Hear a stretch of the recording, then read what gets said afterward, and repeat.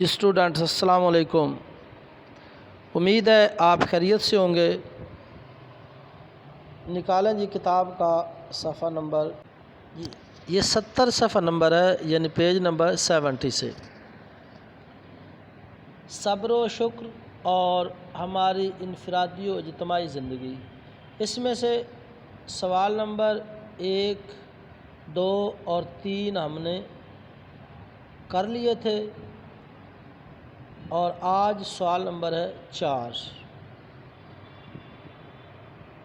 سوال نمبر 4 ہے، قرآن پاک میں صبر کرنے والوں کو کیا بشارت دی گئی؟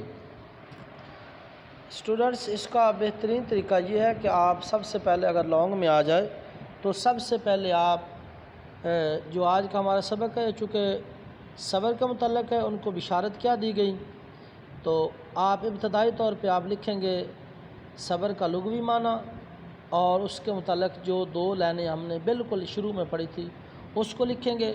اس کے بعد چونکہ انہوں نے سوال پوچھا کہ کیا بشارتیں دی گئی، تو اس میں سب سے پہلے آپ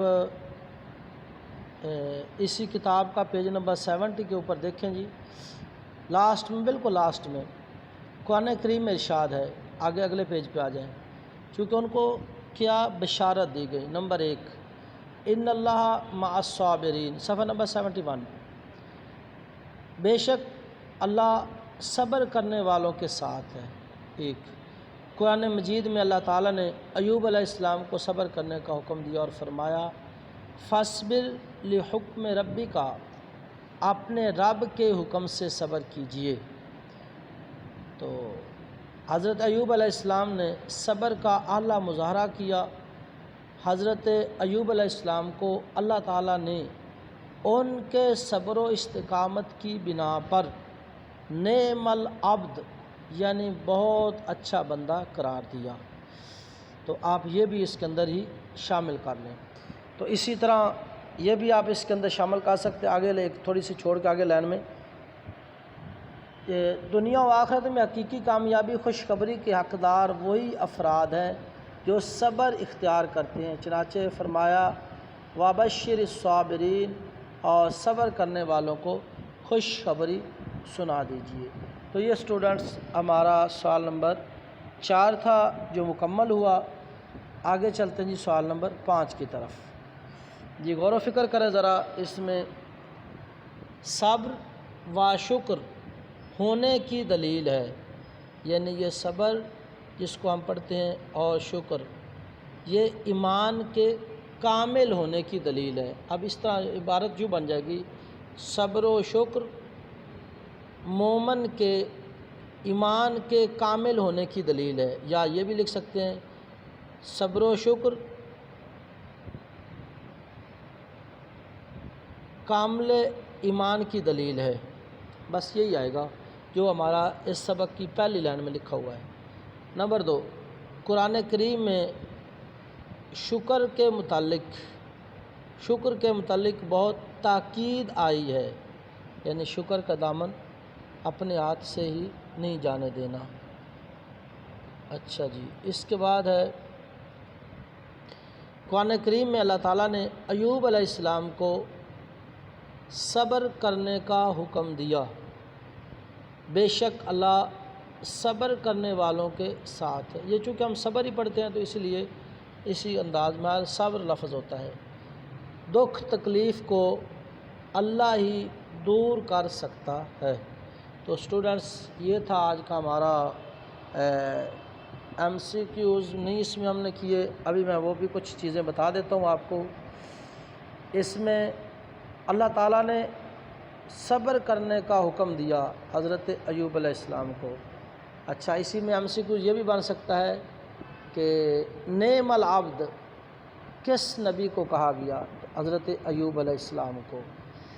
تو یہ اسی طرح ہمارے سامنے آج کا یہ سبق یعنی سوالات کے حوالے سے مکمل ہوا۔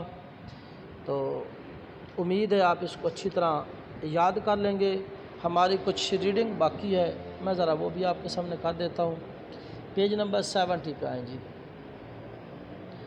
ایک مسلمان کو دکھ تکلیف یا پریشانی کا سامنا کرنا پڑے تو اسے سوچنا چاہیے یہ میری آزمائش ہے، اسے اللہ کے سوا کوئی دور نہیں کر سکتا، مجھے اس موقع پر بے صبری سے کام نہیں لینا چاہیے۔ اس حالت میں اللہ تعالیٰ سے مدد کی دعا کرنی چاہیے۔ اگر اس موقع پر صبر و ہمت سے کام لیا جائے تو اس آزمائش میں کامیاب ہونے پر بہترین اجر ملے گا۔ اسی طرح اطمینان و ثابت قدمی کے ساتھ حالات کا مقابلہ کرنے کی صلاحیت پیدا ہوگی اور اللہ تعالیٰ ہر قسم کی پریشانی اور گھبراہٹ سے نجات دے گا۔ مسلمانوں کے اجتماعی زندگی میں بھی صبر کے مفید نتائج سامنے آتے ہیں۔ یہ میں انڈر لائن کر لیں MCQs کے لیے۔ قوموں پر جب بھی کوئی مصیبت یا برا وقت آ جائے تو اس کا مقابلہ صرف ہمت اور صبر سے ہی کیا جا سکتا ہے۔ یہ بھی MCQs میں شامل کریں۔ اگر ان حالات میں افراتفری، بد نظمی، مایوسی اور بے عملی کا مظاہرہ کیا جائے تو قومیں تباہ ہو جاتی ہیں۔ ایسی قومیں ثابت کرتی ہیں کہ وہ آزمائش میں پورا اترنے کی صلاحیت نہیں رکھتی ہیں اور عالمی برادری میں انہیں ایک باعزت مقام حاصل کرنے کا کوئی حق نہیں، کیونکہ اللہ تعالیٰ کی تائید و نصرت انہی کو حاصل ہوتی ہے جو صبر کا دامن ہاتھ سے نہیں جانے دیتے۔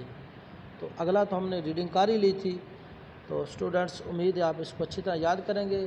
ہمارا آج کا یہ سلیبس بھی مکمل ہوا، سبق بھی مکمل ہوا۔ اگلے سبق تک کے لیے اللہ نگہبان۔